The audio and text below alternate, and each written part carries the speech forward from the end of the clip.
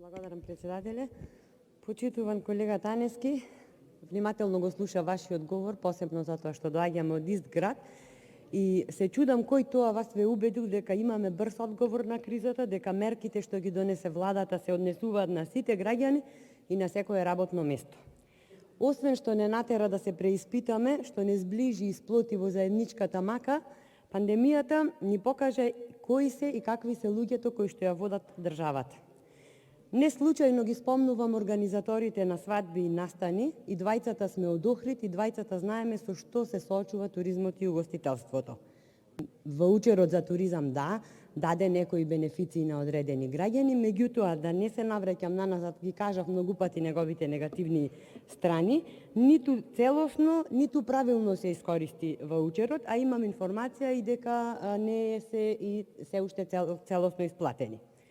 Во поглед на угостителството, успеавте да стасате на Државниот пазарен инспекторат да му дадете ингеренции да ги пломбира објектите и да изрекува глоба од 10.000 евра и кривични пријави за угостителите, но немате слух се уште за протоколите со кои овие објекти би почнале да работат, кои ви се доставени и треба само да ги донесете. Значи, угостителите се согласни овие протоколи да бидат ригорозни и ве уверуваат дека ќе ги почитуваат. На почитување налагаат и високите казни од Државниот пазарен инспекторат, само и само овие објекти да можат да закажуваат барем мали семејни прослави, колку да можат да преткаат. Знам дека здравствените работници можеби ќе ми замерат, меѓутоа, овие економски оператори не убедуваат дека 70 до 80 гости во нивните капацитети во 600 до 700 метри квадратни ќе поминат многу побезбедно отколку да отидат во некој алакарт ресторан каде ќе се измешаат со други тековни гости, во 300 метри квадратни ќе има 200 гости.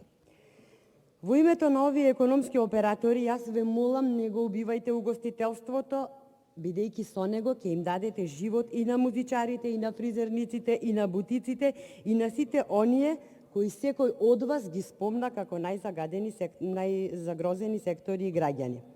Не ги кажувајте мерките само колку да ги има на број и обичниот човек да мисли дека некој се грижи.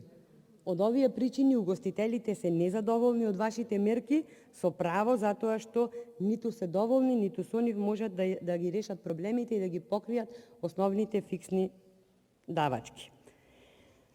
Исто така, морате да имате во предвид дека угостителските капацитети кои работат организирање на настани и свадби не работат воопшто. Значи немаат намален промет, туку воопшто не работат.